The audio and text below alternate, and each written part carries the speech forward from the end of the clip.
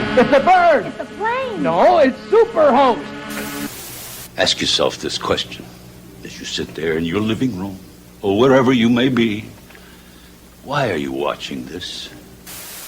If you fuck with my man, I will come to your house and take your kids and throw them on the lawn, bitch ass motherfucker. All right, ready?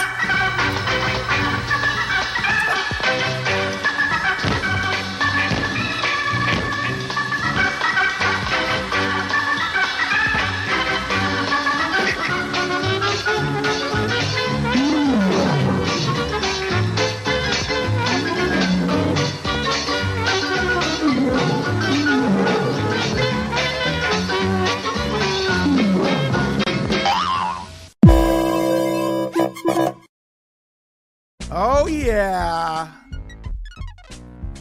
There he is. It's Tony Mazur. It's the Public Access Show. We're going retro, yo. Members only. How you doing, Tony? I'm doing well. How about yourself, Chad? Oh, you sound great.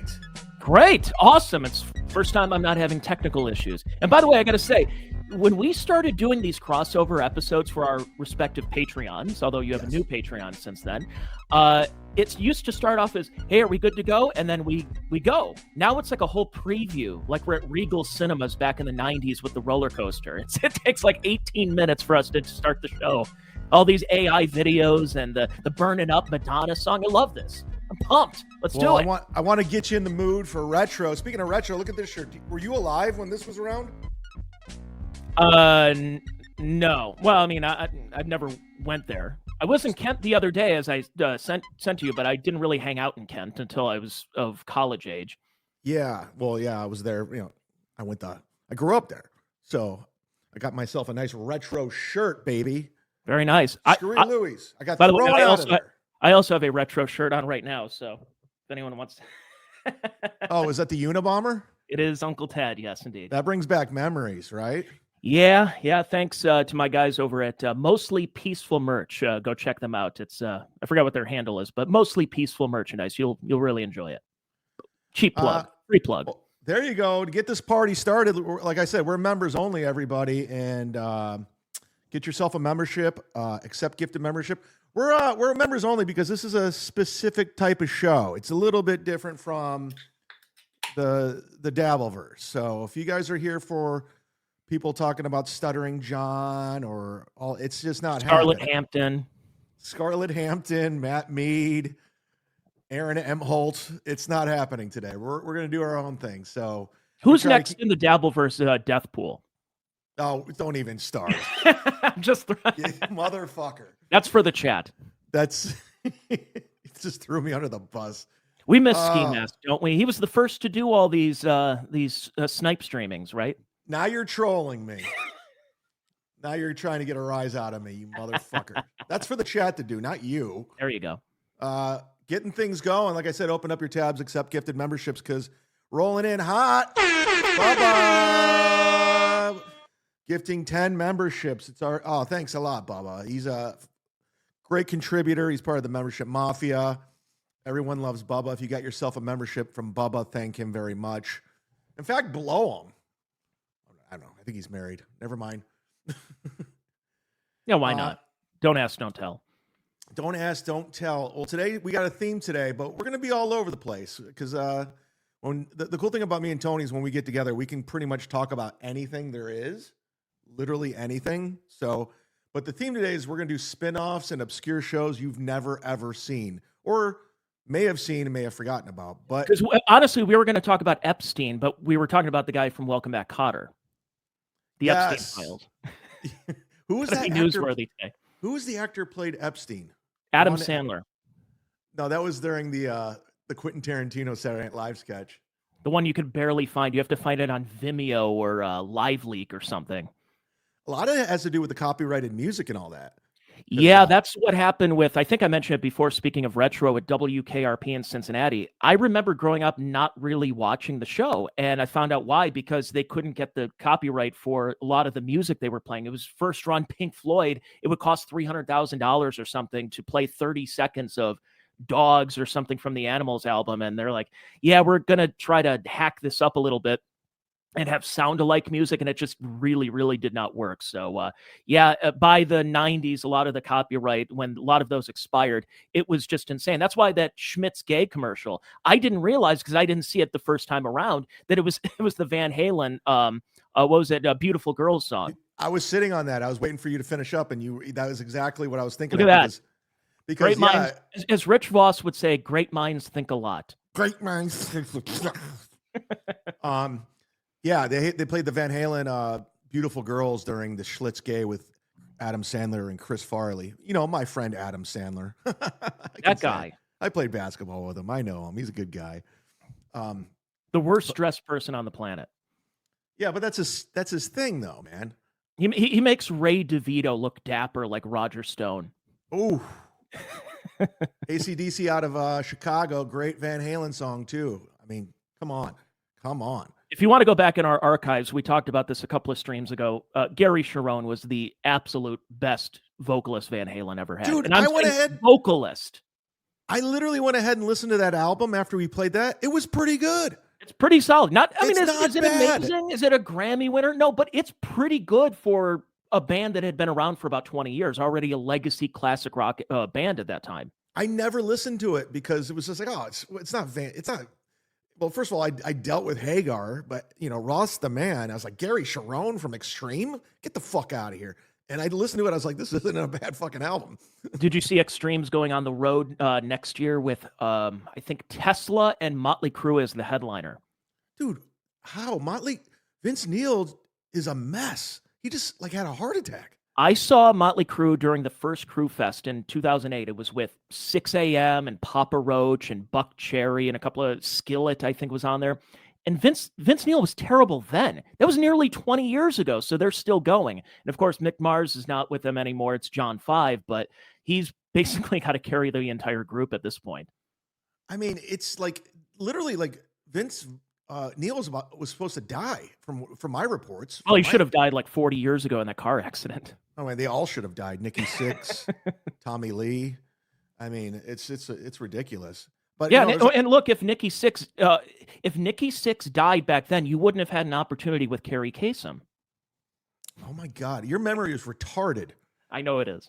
I think that's what our good pal Ryan Hoppy once said about me. Oh, he was DMing me the other day.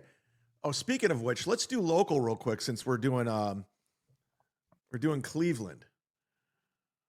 There's an opening for a morning show in Cleveland if you're interested.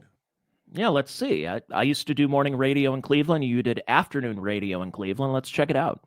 Yeah, let me see if I could pull this up because there's a job opening for Rover's Morning Glory. I can't find it. Where did I had it? Somebody sent it to me.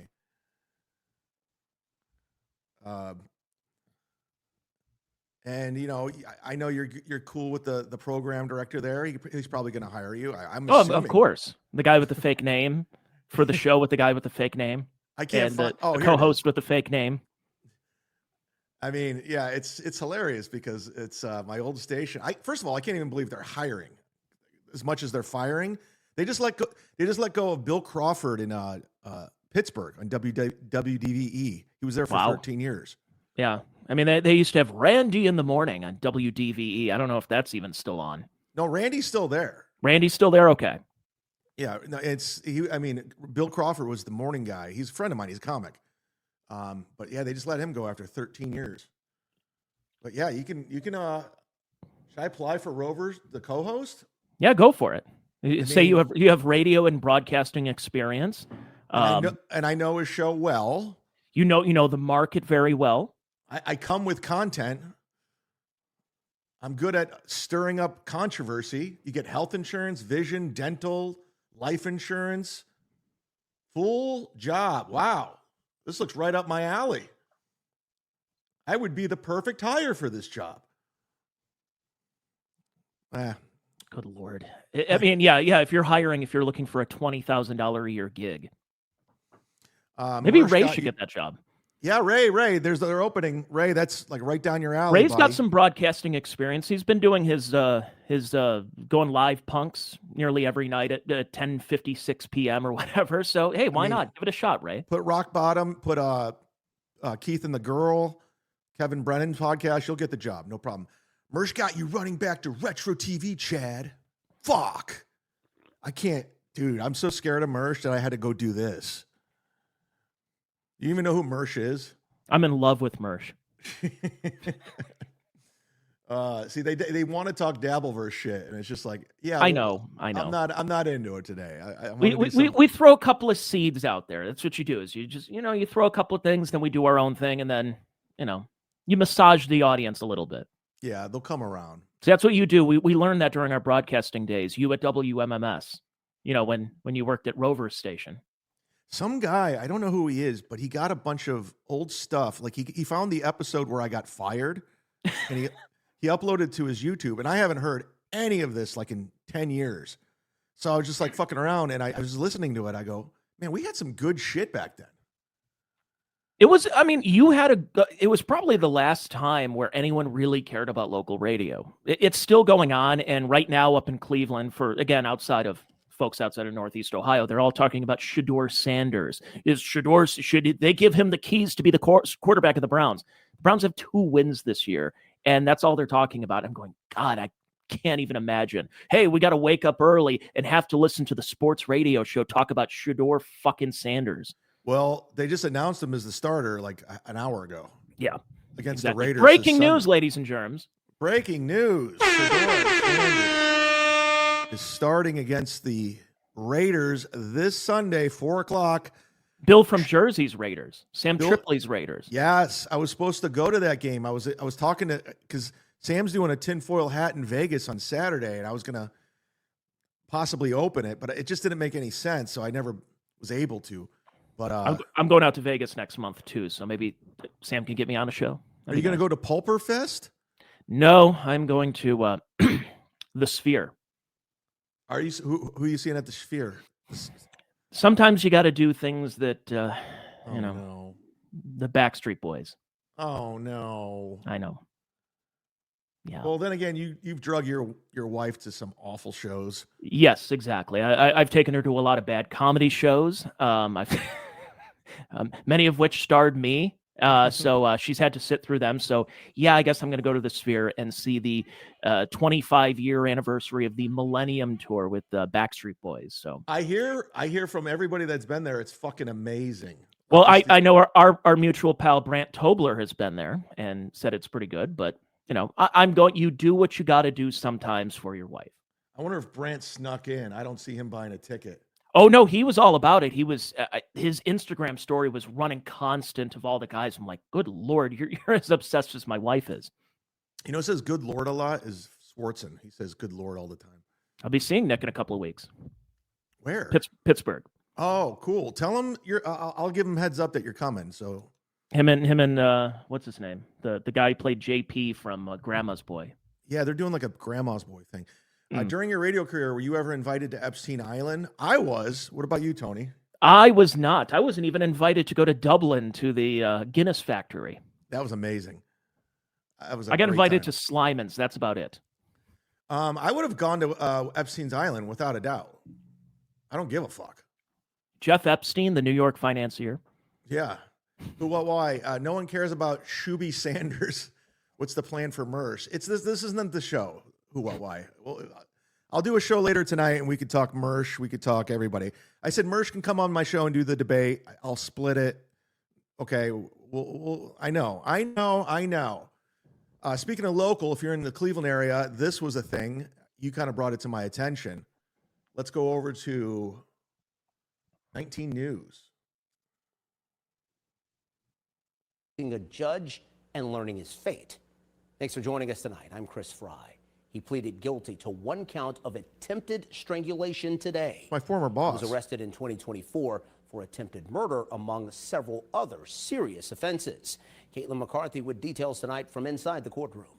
A Cuyahoga County judge giving black no jail time to black Cleveland judge. restaurant owner Bobby George. Mr. George, I would encourage you to be appreciative of the agreement that was reached on your behalf. George pleaded guilty to attempted strangulation of his ex-girlfriend, which is a 5th-degree felony. He could have faced prison time for that crime, but both the prosecution and George's lawyers agreed on That's 5 my years lawyer, probation. Kevin Spelsey. Special prosecutor Jane Hanlon spoke outside the courtroom. I believe that he is a man who abuses women. Whoa. And I believe that it took this young girl to make him accountable and to hold him responsible for what he did. In November 2023, according to the arrest warrant, George pinned the victim to the ground and put his hands around her neck, which made her unable to breathe or move. She would want you to know that he can be very dangerous, that there is a facade that he puts on for certain people that allows him to appear as though he's very charming, he's certainly very charismatic, and there is a side of him that people don't see. The victim's statement was presented to the judge but was not read aloud in court. It's a hit piece. Hanlon shared a copy with 19 News. It reads in part, quote, "I know it is not a question of will he hurt someone again, but whether a woman will be willing or able to come forward again. This has nothing to do with his name, if he's on money, Bumble. or status.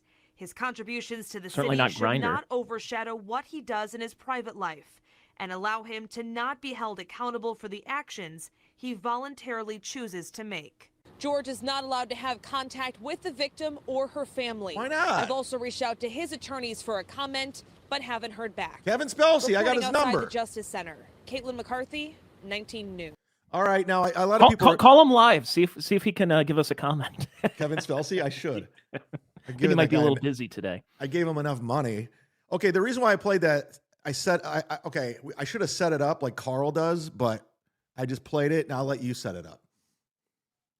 Okay. Yeah. So Bobby George he owns a couple of restaurants and clubs and bars and everything in Northeast Ohio, and including the Harry Buffalo where I bartended. He was my boss at one point. They've been coming after him for a number of years. Now, is it because he hates women? He strangled this woman, or is it because didn't he keep his place open, or he posted something about COVID and about the COVID shot, or it was something they started really going after him 5 years ago. So this way predated this. Gino, so I'm not saying that he didn't strangle this woman or whatever the case was. Gino, you would love this guy. He hates COVID. There you go. Yeah. But Bobby George doesn't wear a headband, though, at least not to my knowledge. He still has a nice full head of hair. But I mean, here's the thing: is I don't really. I've met Bobby George a few times. He's not really my kind.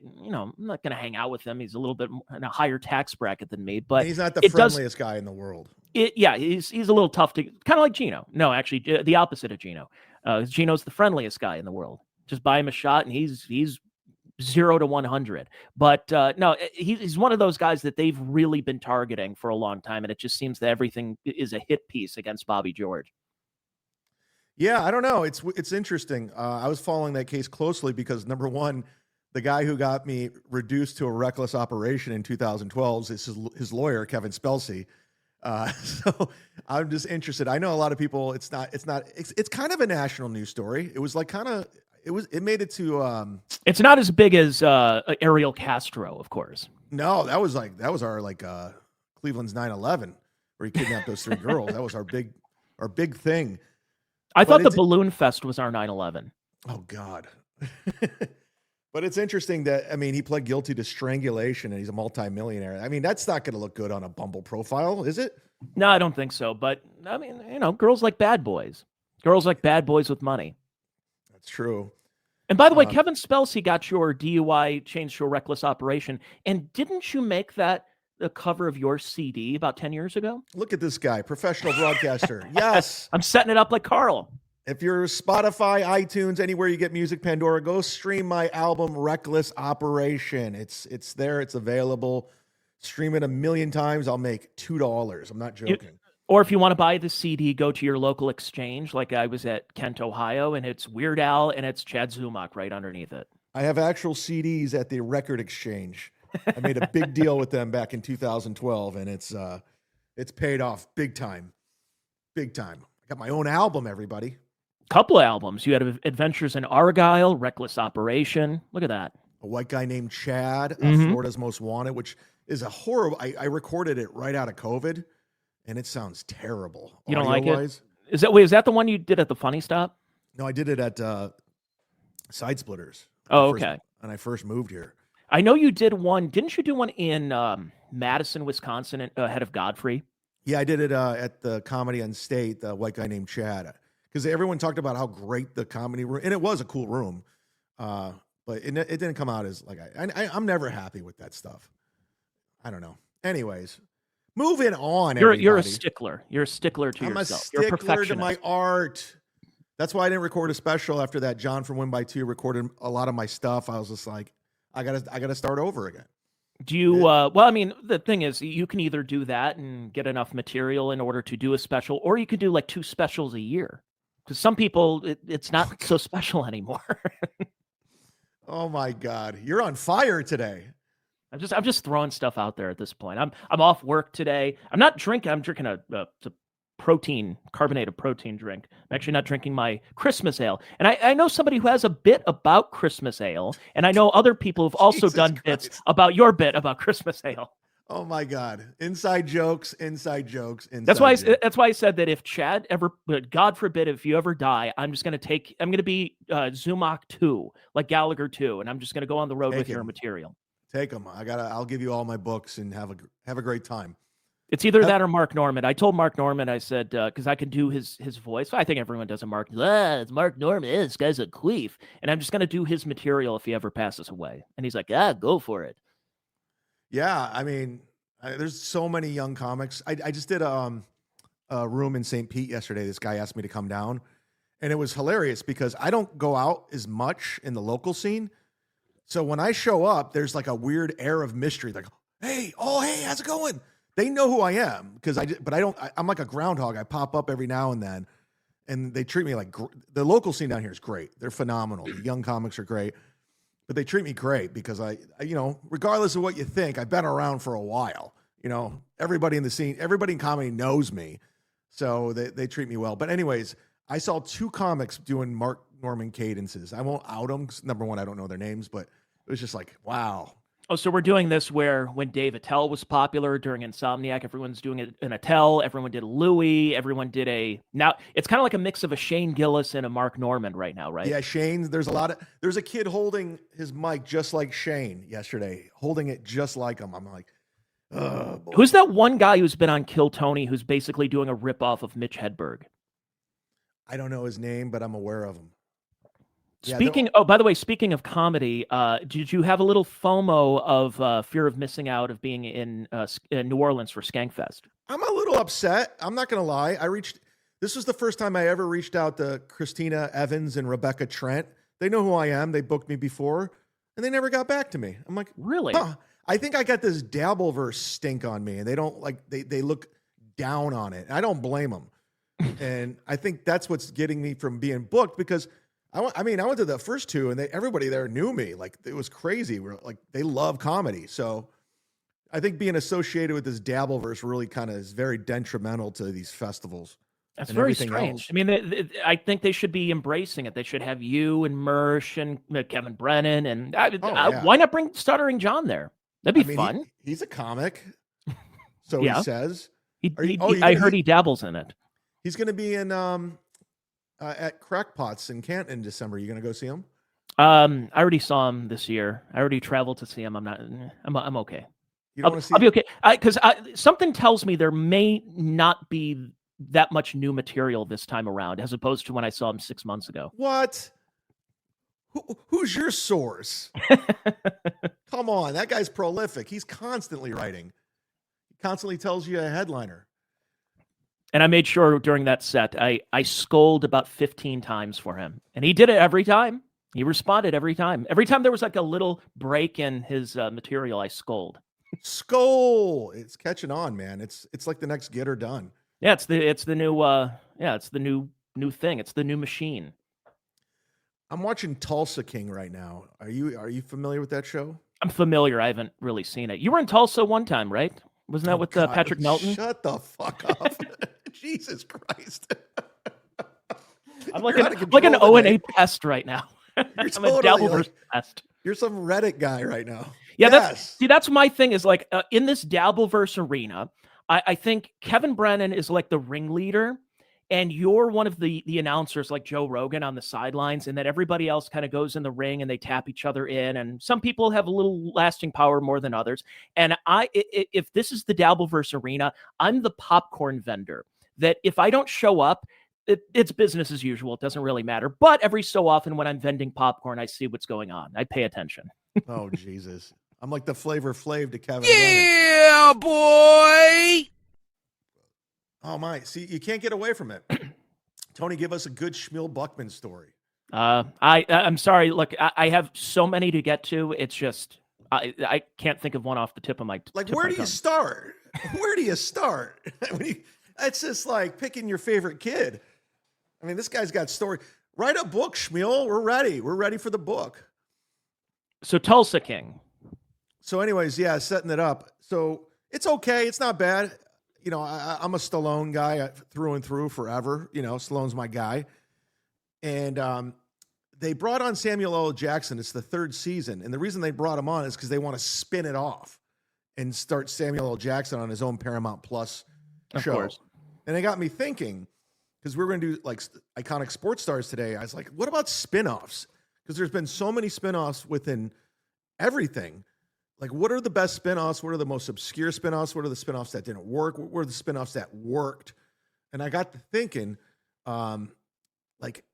because that's part of the, pop culture. And to this day, they're trying to spin stuff off. The Walking Dead has like 9 spinoffs. They're constantly trying to spin off Cobra Kai now. They're trying to spin off Squid Game. I mean, they're constantly trying to spin stuff off. But what are some spinoffs that come to your mind that stick out? Empty Nest. What was that a spinoff? That was a Golden Girls spinoff. I did not know that. Yes, indeed. It was what they call a backdoor pilot. It's where it's kind of like when Jim Brewer and Dave Chappelle were on that one episode of Home Improvement. And the purpose was not to introduce new characters. It was, hey, this is a popular spinoff thing that we can use as another TV show, which they did. It was called Buddies that Chappelle's basically tried to bury, and they kicked Brewer off at the beginning. And but they did that with Empty Nest back in the day, where it was Paul Dooley and Rita Moreno. And it was literally an empty nest, but it was an entire episode of The Golden Girls where it was just both of them dealing with the fact that the kids aren't around. And then when they actually did the spinoff, instead of Paul Dooley and Rita Moreno, it was Richard Mulligan and Christy McNichol. And Christy McNichol from Family? Yeah, but then it wasn't an empty nest because the kids were around, so it defeated the entire purpose. I'm in the chat. Rudy Vega says Frasier. Dick Fitzwell says The Ropers. And Galactic Wrestling Federation says Kumia Cux from MLC. That was a great spinoff. Yes, exactly. No, I like the Opie and Jim show. Oh, that's a spinoff. Opie and Jim. It lasted about 2 years. It's Eric Nagel. That was a spinoff. Yes. The Brian McCarthy interview show. That was a spinoff. The East Side Dave show, and let's see, how about the David and Bobo show? That's a linger longer. That is a spin-off. Let's see. Oh, there was another one. It was that Jameson show from That Metal Show. Yes. Metal Show. There was another one. It was Married with Children, and it was a spinoff. It was another backdoor pilot, and it featured Joe Bologna and Matt LeBlanc. Oh, Jesus. I think they were a father and son team, and the father was like good friends with Al Bundy, and I think that lasted also one episode. Maud Levy has one. Best spinoff, and then there's... Yes. Well, how many spinoffs? I love the Levy. Every time I see that, I laugh. Yeah, Maud. The thing is, Maud should have just been one season.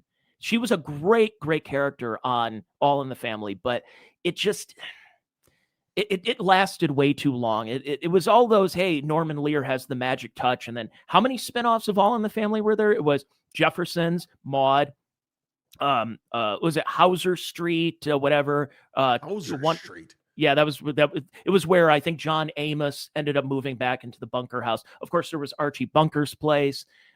Gloria had her own spinoff where she divorced Mike and was a single gal living in California, remember Gloria. I think. So that was and then there was other shows that had that, and then I'm trying to think of and then MASH had a couple as well. Oh, after MASH, that was a bomb where they were in the hospital. One of the greatest in-jokes that I think 5 people in the entire world understood was a Family Guy reference. They were doing their Star Wars parody, and they were doing the Return of the Jedi. And you know how they have the crawl at the beginning of the Star Wars? They did it for Family Guy. And one of the funniest things is they said it was after MASH, but before after MASH, there was the Return of the Jedi. And I'm going, no one's going to get that reference, but that's extremely funny from 1983. Oh, I know that scroll.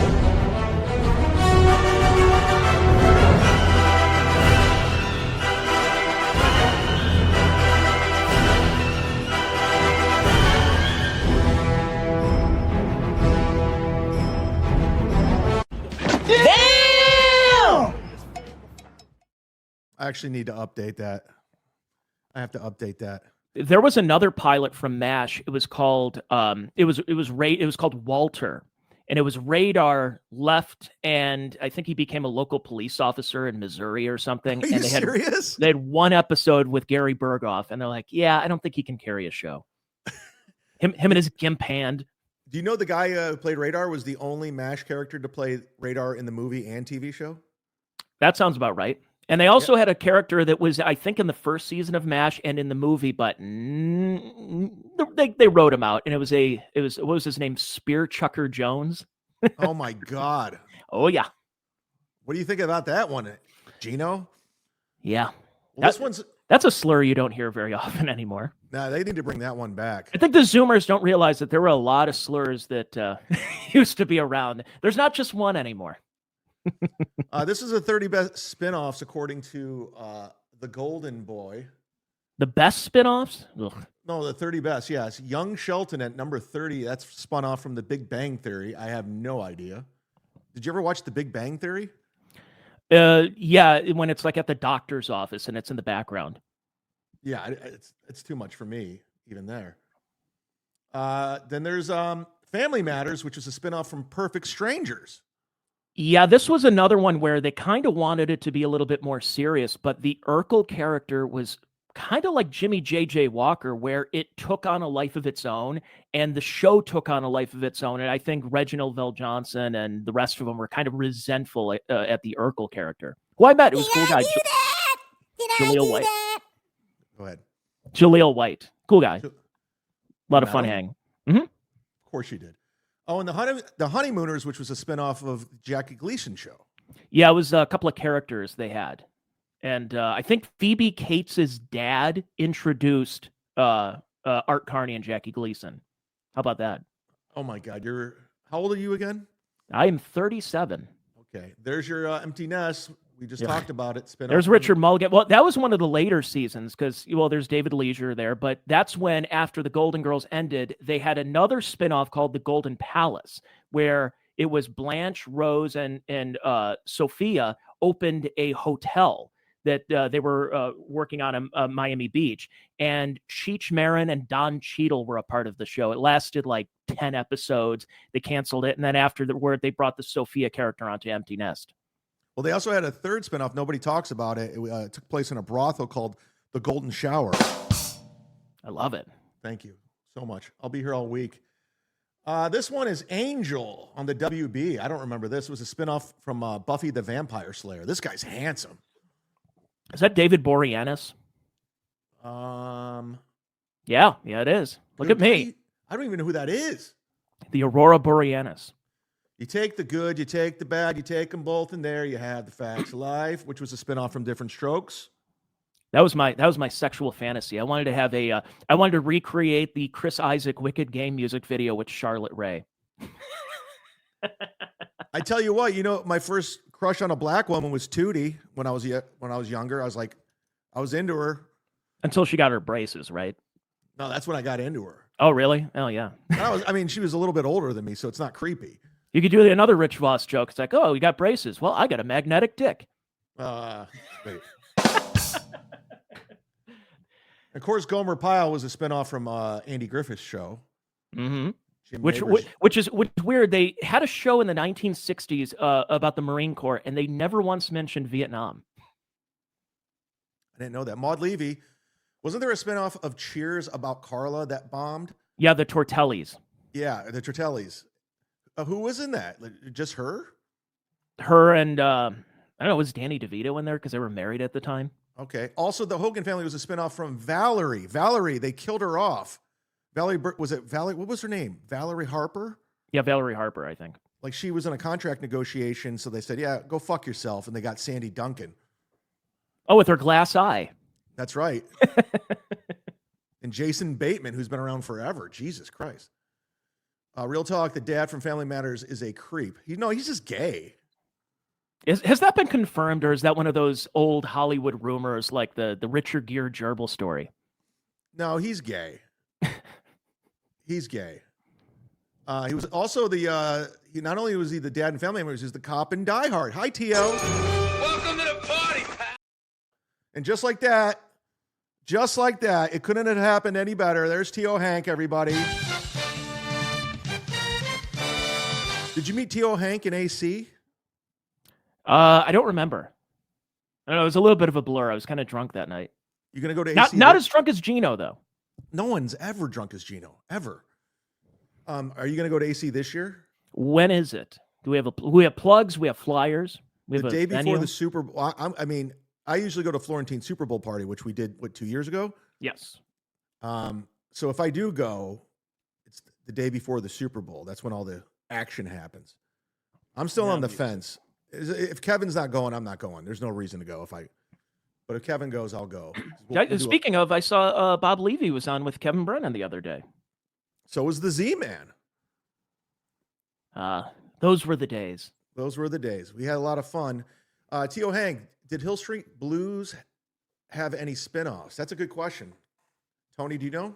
That I don't know. Let me check. Check Rock. Blues. When I was a kid, I always hated when Hill Street Blues came on because I hated its theme song. I was like, oh, this show stinks. Yes, Beverly Hills Bunce. What? It starred Dennis Franz reprising his role as Norman Bunce. No. Beverly Hills Blunts, yeah. It lasted. I got to say, Dennis Franz had a great ass. He had a great ass. It lasted 1 year. Yeah, a lot of these just don't go anywhere. That leads us how about David Caruso leaving NYPD Blue after the first season? What a bad decision that was. That leads us to number 22. Boston Legal was a spinoff from The Practice. I would never have guessed that. It was a good show. I got to say, it was kind of a show ahead of its time, very 2000s-y. Is that James Spader? Sure is. God, it's been around forever. Oh, here we go. Melrose Place.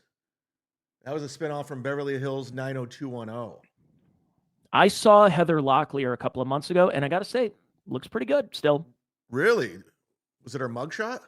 No. I mean, I don't know what she's doing, but I don't know if it's the Ozempic. I don't know if we've gotten a lot better with the plastic surgery, but she actually looked pretty good.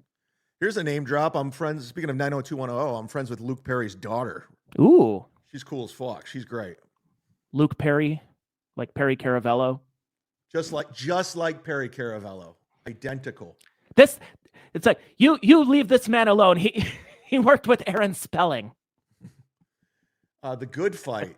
We all love this show. It was a spinoff from The Good Wife, number 20. What the I've never heard of it. Is that Christine Baranski?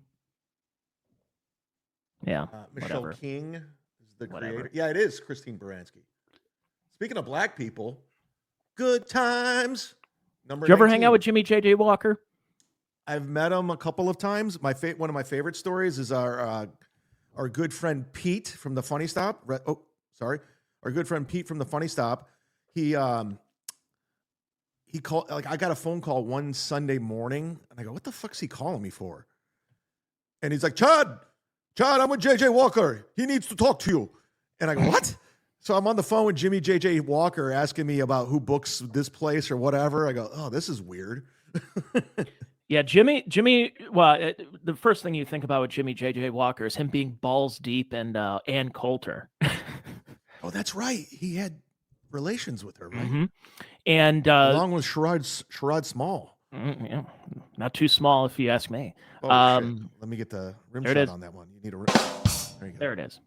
You earned it.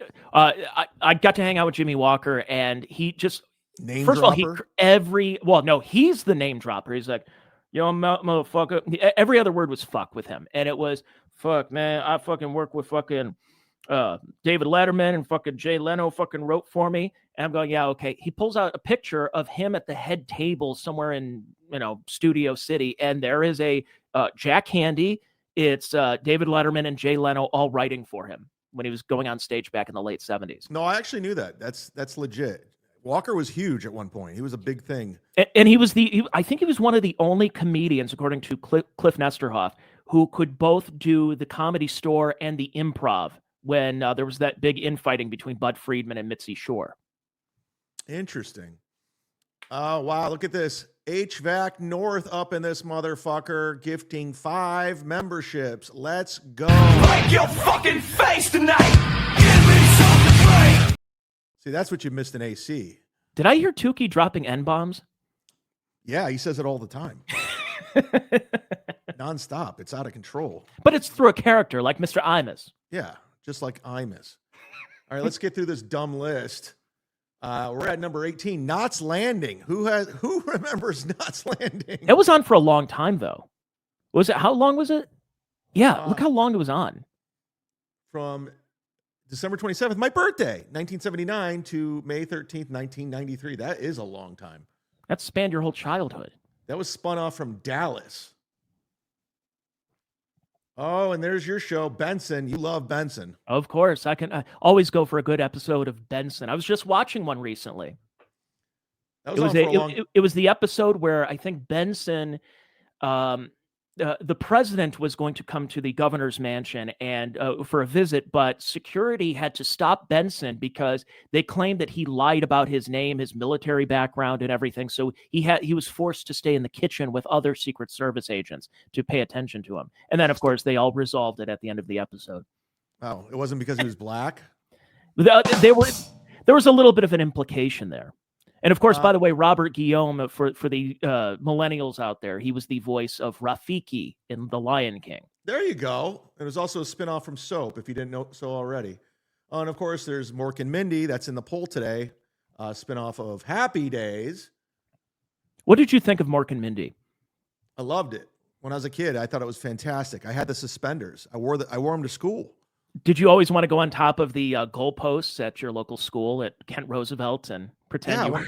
I wanted to say nanu nanu on all of it. I wanted to have sex with Pam. I wanted to ride in Pam Dauber's Jeep. They lived in Colorado. I still want to have sex with Pam Dauber. You will.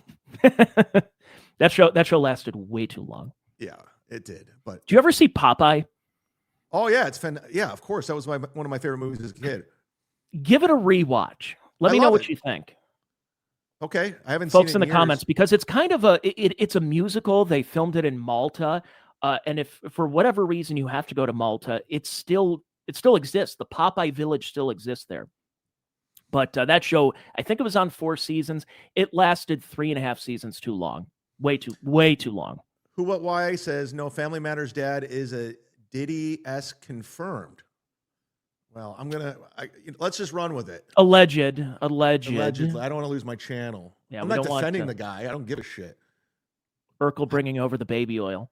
House of Dragon is a spinoff from Game of Thrones. Don't care. That's number 15. 14 is NCIS on CBS. Is a spun off from JAG. Okay. Don't care. Colbert Report is a spinoff from The Daily Show. That's the number 13. Really? Number 13 over Good Times? Oh, of course, there's Rhoda at number 12, spinoff of the Mary Tyler Moore Show. Mary Tyler Moore had a couple of spinoffs, I believe. Yeah. What were all the spinoffs? Well, there was what's her name? The Cloris Leachman's character had a spinoff, and there was a Lou Grant spinoff where he was the tough newspaper man. Oh, that's right. But it was a serious show. It was a drama show that I have never watched because I don't think it's ever been re-aired anywhere. And of course, 11 Maude from All in the Family. And the Andy Griffith Show. I think the Danny Thomas Show.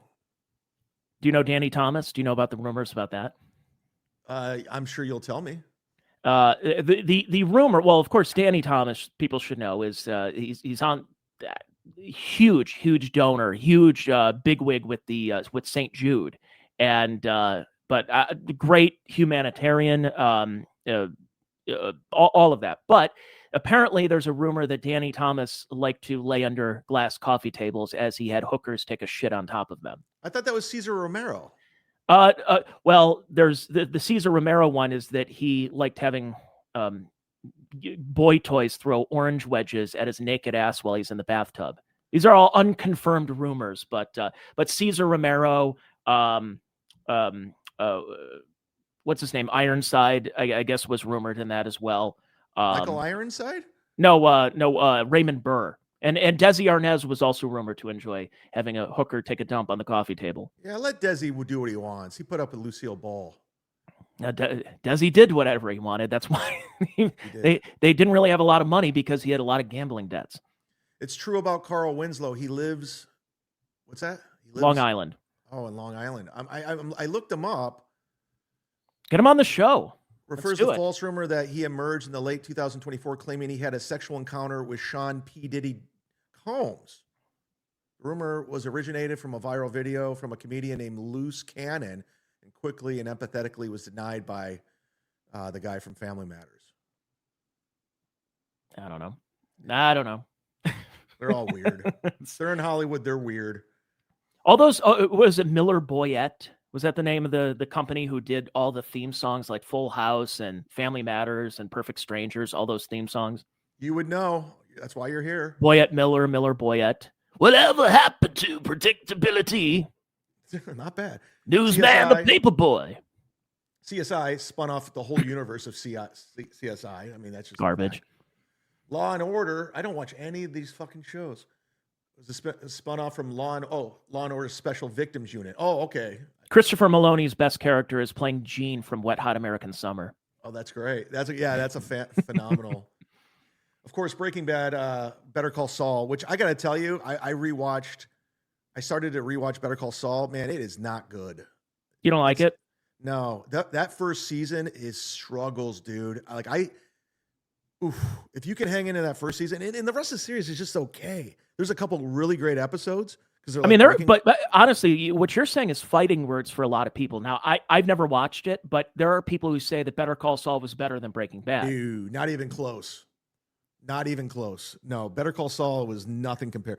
I mean, I liked it because you're familiar with these people, and it was kind of interesting to see where they came from and all that, but they challenge you a lot in that series. That first season was a snail. Oh, they moved at a snail pace. It was brutal. But yeah, I'm not a big fan of that one. I've been hearing what Netflix is doing now is instead of releasing everything like Stranger Things in one season that you can binge watch it, they're doing this novel concept of releasing episodes one per week. Well, that's what Paramount Plus does. Paramount Plus Imagine that. And it sucks because you want to binge it, but at the same time, you're kind of like looking forward to like Landman on Sunday. So it's kind of not bad. All right, we're getting down to the How top is Landman? I've heard it's pretty good. I like it. It's that Taylor Sheraton guy's doing a good job. Billy Bob Thornton, Ali Larter. Yeah, Sam Roberts. Sam Roberts. Yeah, Sam Roberts and Jim Primetime Sam Roberts. By the way, what are your thoughts, speaking of shows, on what's happening at the Blaze? Dave Landau's show's done. Alex Stein's done. What's going on? Let's get through this dumb list, and we'll touch back on that. We'll circle back. Yeah. Obviously, every Star Trek is Star Trek Generation, all from Star Trek. Number 5, Laverne and Shirley from Happy Days. Schlemiel, Schlemazel, Haas and Pepper Incorporated. Mary Tyler Moore Show. Lou Grant was the show, number 4. The Jeffersons, All in the Family. Look how long that was on. It was on 10 years. Not bad. That Sherman Hensley, speaking of gay, he made a lot of money. Godfrey's friends with that guy. Who's Sherman Hemsley? Yeah. Well, he's dead now. Well, he was. He was living in El Paso, of all places. But yeah, I actually just watched. I think Sherman Hemsley. I don't know if it was actually him or if it was an imposter. I just watched Kingpin, It's a movie. It's still pretty good. It holds. good. It's not as good as There's Something About Mary and Dumb and Dumber, but it's better than the Three Stooges reboot. Anybody want to guess the last one? Anybody want to guess the number one spinoff? Anybody? I'm going in the free chat. I don't like going in there, but I'm going. I'm going to go with. Let me see. I was trying to think of something completely the best obscure. spinoff of all time. Goodness, I don't know, Chad. I'm drawing a blank. And the winner wins. You can win a bracelet. Alex Ortiz is going with Frasier. Trying to think on the top of my. I'm going to say Wings. Fitzwell saying Simpsons was a spinoff of Tracy Ullman Show. That's true. That is correct.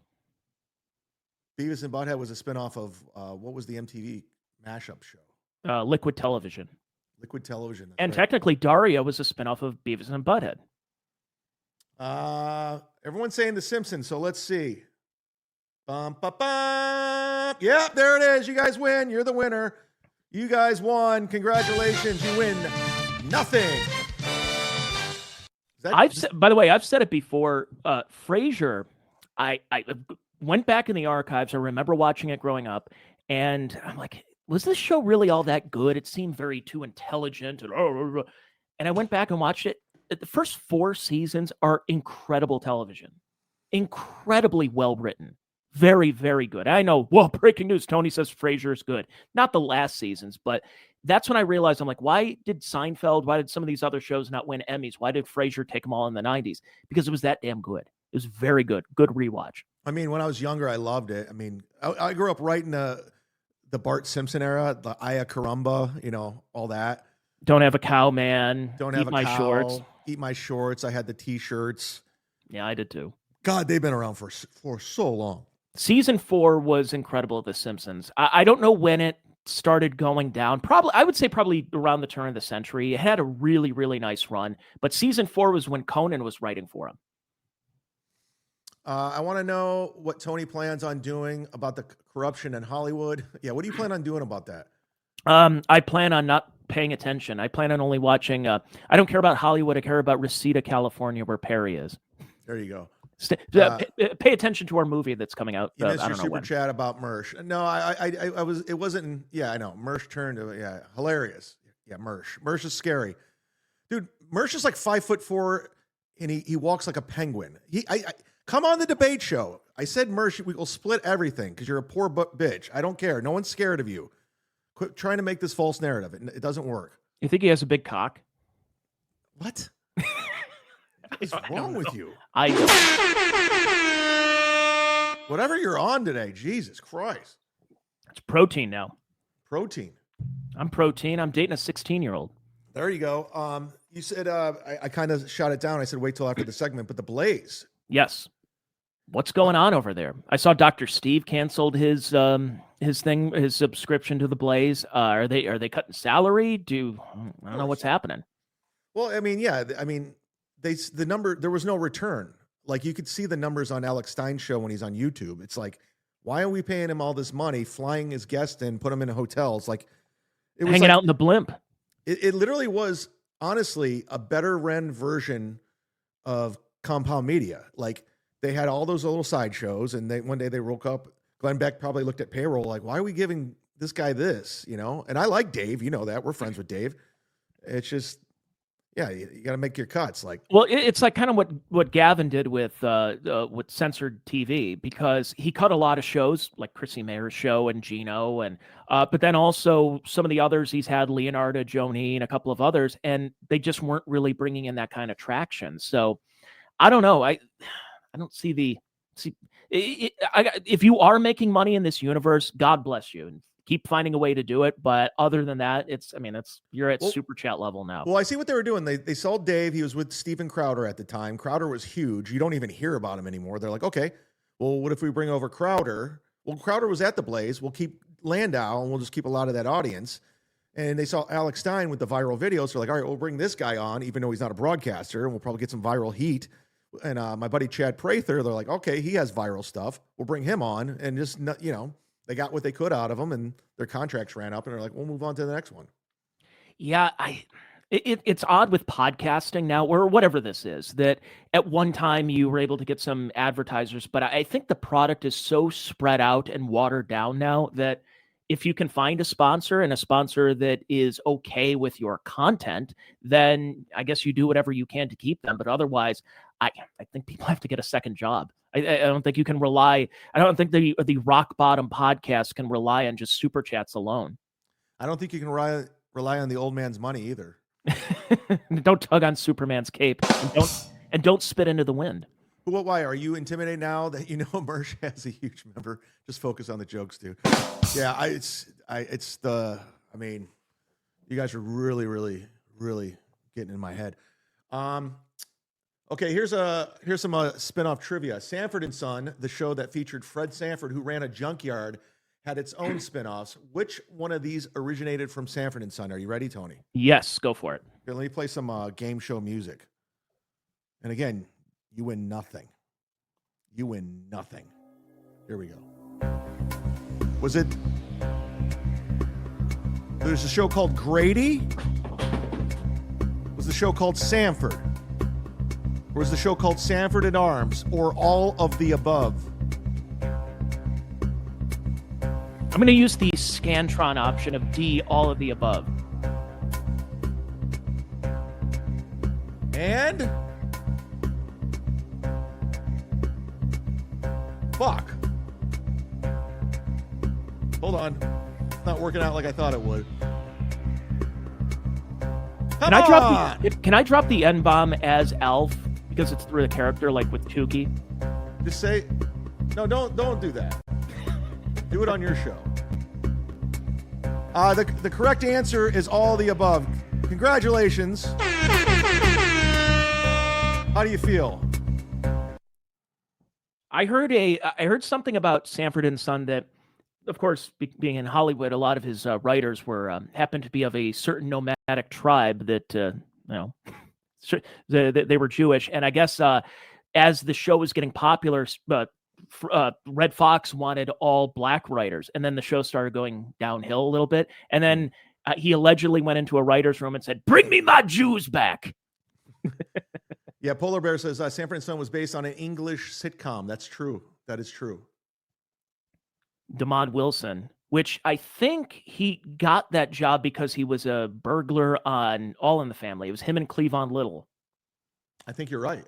Cleavon Little of Blazing Saddles fame. There you go. Which one of these... Always keep my audience riveted. Which one of these was a spinoff of Three's Company? Chrissy Snow, Three's a Crowd, Jack Tripper's Bistro, or just the three of us? Three's a Crowd. That's correct. Everybody, Tony's sticking it to you. You got it. There you go. Do you like that show back in the day? No. You did not like Three's Company? No, I love Three's Company. I didn't like Three as a Crowd. Okay. I don't remember watching Three's a Crowd, but I think what they did is they put that in the syndication package along with the Ropers. So if you're watching with Norman Fell and Audra Lindley, and they got the Ropers, and their next door neighbor was played by Jeffrey Tambor. That's true. We also went on to do the Larry Sanders Show, which was a phenomenal show. Have you been to that comedy, comedy thing in New York, the museum? Yep, the National Comedy Center in Jamestown, New York. And yes, I have. I have been to the Larry Sanders set. Yes, I heard it's there. I heard it's phenomenal. It's a good time. It's a really, I mean, not like, what are you doing in that part of the country other than going to the Lucy? That's the reason it's there. It's the Lucy Desi Museum because Lucille Ball was from Jamestown. And that's the only reason it's there. And from what I understand, they wanted to do a Lucy Museum, and she's like, "No, just do it for comedy." Well, they do have a Lucy Museum. It's they have like a Desi Lou Playhouse and a Lucille Ball Museum, but they did bring up a few years ago. They started the National Comedy Center. It's a really good place, but again, hard to get really. to. It's really not much unless you're going to Lake Chautauqua or possibly doing a side trip to Niagara Falls, or if you want to come by my way in Cleveland, Ohio, and buy me a drink. Then it's basically the only reason to be over there. I might do Buffalo in February with TJ Miller. he kind of offered him, and my road days as a feature or At Helium? Yeah, but I might just do it just to go visit some people out there. And plus, I love Buffalo. Buffalo's a fun time. Plus, I want Duff's wings really bad. Duff's wings are the You're best. not going to go to Anchor Bar, get your Weck burger? I don't mind an Anchor Bar. I know everyone's like, oh, it's Stuffs. What do you know about Weck? Do you like Weck? I don't know much about Weck. So that's so Buffalo Wild Wings used to be called BW3. It was called Wild Wings and Weck. And Weck is something that was based out of Western New York. It was they call it beef on Weck, so you get some roast beef, and the sandwich which would have sesame seeds and little capsules of salt on top of it, and it was a way to get people to drink more beer. So that's what it was. Is the sandwich made you thirstier, so you stayed in there to get a couple of beers. And so when BW3 started, we were like, oh, we're going to sell Weck sandwiches from Buffalo, from our native place. And I still call it BW3. It's not Buffalo Wild Wings. Screw that. I call it a BW3 too. Or I don't even call it B-dubs. It's BW3. Dude, I'm in love with brisket right now. Oh my God. I went to the Mike Kelta tailgate 2 weeks ago with our boy Big J Orkerson and Dave Temple. Oh yeah. And it was it was brisket, everything all you can eat. It was amazing. Kelta goes all out. And I had this brisket with pit. Oh, it was so good. Oh, and I ate brisket all that week because I love that brisket so much. And nothing got to where Kelta's brisket was. I doubt he had anything to do with it. I don't know who the catering company was who made it, but it was amazing. By the way, you mentioned football. Can we bring up the Bernie Kosar story? Sure. So for folks who don't know, Bernie Kosar played for the Browns and for the Cowboys. Legendary Cleveland quarterback. For a couple of minutes. And then 3 years with the Dolphins backing up Dan Marino in the mid-'90s. But Bernie has fallen on hard times in many ways. One of them being the fact that he was in the concussion lawsuit. Another, his Playboy wife divorced him and took all his money. His steakhouse went under and basically was broke. Wait, the Northfield Park went down?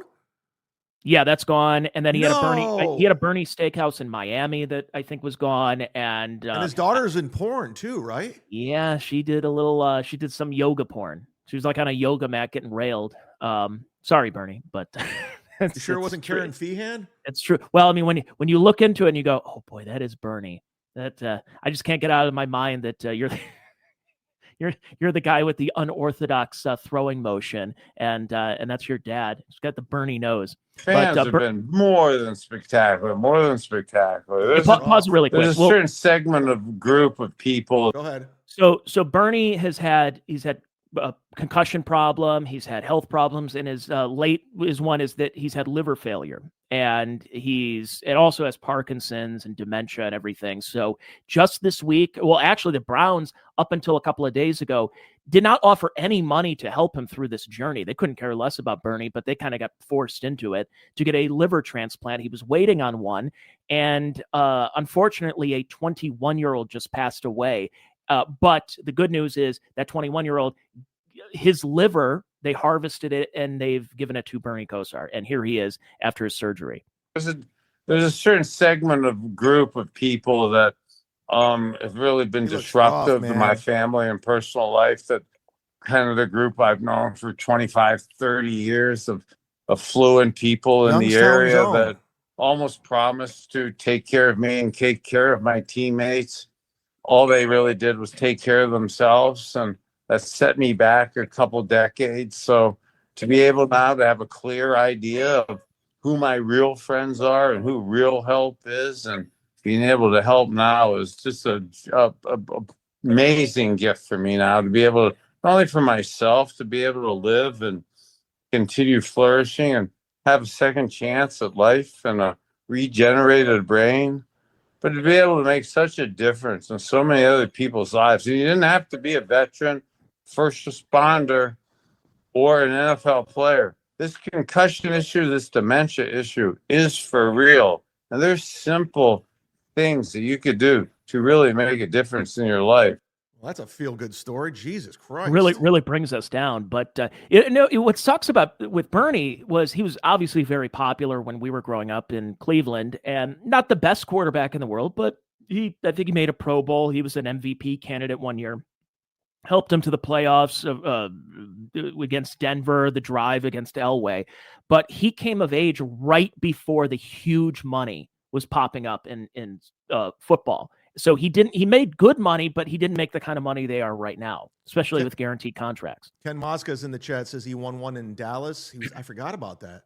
Yeah, he took the final knee against the Bills in one of those Super Bowls. Furnham, best scrambler quarterback ever. He's dyslexic. There's me and Bernie. I did stand-up comedy in front of him at the Cleveland Improv. It was pretty surreal. So did I. You brought me up on stage. Bernie said I was funny, and I was really pleased by it until I realized he was in the concussion lawsuit. And that's drunk. why. And that's why he thought I'm like, oh, he thinks I'm Brian Brennan. And yeah, he came up to me. He's like, dude, you're hilarious, man. And I go, can I get a photo? He's like, absolutely. And he smelled like booze. I was like, oh, he's hammered. Yeah, he was going through it at that time. That's why he doesn't even look anywhere close to that now. No. That Bernie, that's what we remember after his playing career and him going out and ripping shots and stuff, but and the pill popping. But and I don't think I got a picture with him that night, but I did around that time. And yeah, he did say we were funny. He enjoyed that show. Not that I think he enjoyed everything up until Chuck Booms went on stage. Tony's the man for sharing Gilbert Gottfried's Hollywood stories of Caesar and Danny Thomas. Kudos. Yeah, absolutely. Oh, you're a big fan of that show. Yeah, it was. I mean, there were a lot of people who were big fans of the Gilbert show. I guess this week, Gilbert's old co-host has Jackie Martling and maybe Billy West. I don't remember, but they're on the show, so it's pretty good. Interesting. Well, we're learning a whole lot today. I did enjoy. You worked with. Well, I know you met Gilbert, but did you work with him? Do any shows with him? I was supposed to, because he moved down here to Boca during COVID, and Florentine's like every good Jew from New York. Yeah, and Florentine's old manager Tommy was managing him at the time, and Tommy Nicky managed Gilbert. I didn't know that. Yeah, at the time, and Florentine calls. He's like, "Hey, man, Tommy's looking for an opener for Gilbert, but here's the thing: you got to drive him around. You can't drink at all." And I go, okay. And at the time I was drinking a lot. I was like, yeah, I could do that. And I was like, you know what? I can't do that. I can't. At the time I was a fucking mess and I knew it. I was like, yeah, the last thing I want is chad-zumock kills Gilbert Gottfried in a DUI accident.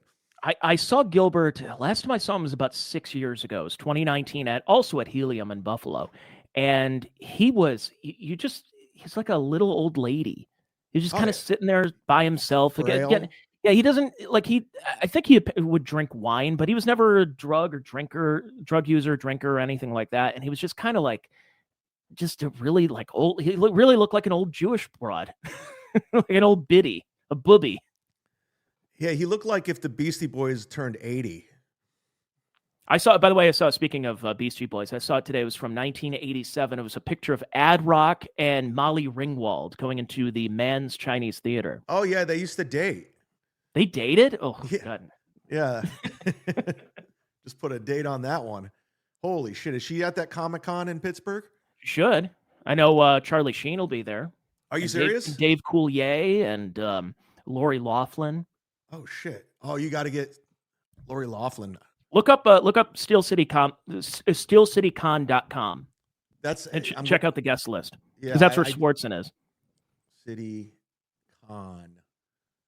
Steel City Con. Steel Toe Con. Yeah, I guess you make bank at these Comic-Cons. Yeah, it's not the way it used to be where it was embarrassing that you're actually meeting fans and people are pretty respectful. Wow, this is a good lineup. Charlie Sheen, Linda Hamilton, Robert Englund, Shia LaBeouf's already at the Comic-Con? Isn't he a trad Catholic now? Yes, John Stamos, Lori Loughlin. Oh, I would just talk to Lori about the movie Rad and the Send Me an Angel scene. Dave Coulier will be there. He looks good for his age. Yeah, he has cancer, or he just beat cancer, I think, recently. That's a good headshot on Dave Coulier. Check it out. Dee Snider, Geezer Butler from Black Sabbath. What? Mm-hmm. Elvira. This looks pretty fucking cool. Robert Patrick. Parker Posey.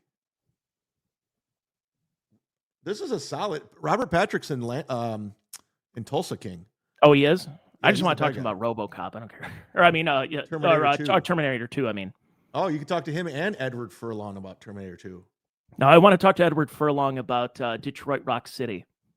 Nick Swartzen. This is when the celebrities start getting shittier. right after Nick, it's going down. No one's canceled yet. No one's canceled? Nope, not yet. Not yet. So Poor Nick's going to be there. Let's see the pricing for this thing. Sheen is 120 and 150 premium. I wonder if Charlie Sheen's broke. Did you see the documentary about him? Yeah. It was a two-parter. Way too long. Too long. Too long, and I already know the stories. Yeah, towards the end, it started getting like, okay, I get it. We get it already. You did drugs. You keep getting bailed out. You're sober for however long, whatever. I like how Stamos, he's $100, and Lori Loughlin's $80. I guarantee if she didn't go to prison, it would have been $100. Coolio's only $50. That's a hell of a drop-off. Stamos still has star power, I guess, right? That's for the autographs. That's when you get the pro shot. Or you could just meet him and get a picture at the table, get a selfie. Frank Welker is... Do you know who Frank Welker is? No. He's the voice of like everything. Everything. They bring Frank Welker in to do animal noises in cartoon shows, but he was the original and still, I think, the voice of Fred from Scooby-Doo. Geezer Butler's only $80. I'd pay that. Get an autograph from Geezer. That'd be great. Yeah, that guy can play the bass. Parker Posey's 80. Some of these people, I don't even know who the fuck they are. Patrick's 80. Furlong's 60. Nick's 50. That's hilarious. There you go. Oh, Frank Grillo. He's in Tulsa King. He was also in the what were the movies with the fuck? I love those movies. Wait, wasn't he a call screener for Howard Stern back in the day? Wrong Grillo. Oh yes, indeed. What was those movies? God damn, I'm blanking. The Purge. Okay. You watch The Purge? No, I did not. I want to talk to Robert Patrick about his brother Richard Patrick from Filter. Hey man, nice shot. You're a good shot, man. That was one of my favorite concerts I ever saw was 9 Inch Nails, and they did the reunion of everybody who's been in 9 Inch Nails, including Richard Patrick. So everybody goes out on stage that's been in 9 Inch Nails and playing Sin, playing a lot of Pretty Hate Machine stuff, and then they even did Hey Man, Nice Shot with 9 Inch Nails with Richard Patrick. It was a lot of fun. That would be fun. It was a good show. That guy follows me on Twitter. Who, Richard Patrick? No, his brother. Robert? Oh, no, Richard. Yeah. Yeah, Richard, yeah. Yeah. From Bay Village, Ohio. Yeah. Wouldn't know about that. Wouldn't know about Bay Village getting almost getting plowed by a drunk. I did get plowed by a drunk driver, almost killed.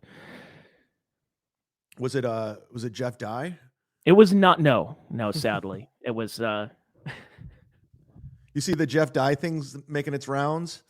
I've been noticing that a little bit. Yeah, does he have a new show out now or something? No, he's just doing stand up, but he said some stuff on Rogan about how he's moving out of California. Then he tried to put together a GoFundMe, and he said he was just dicking around, joking around, and then he got a lot of backlash. So Kevin was on a show yesterday talking about it, and he said, "Chad, send me his number." So I sent it to him. And then he calls Jeff, and Jeff answers. So now it's like clipped everywhere. Everyone's talking about it. It's kind of funny. But yeah, people, they just start running with it. Yes.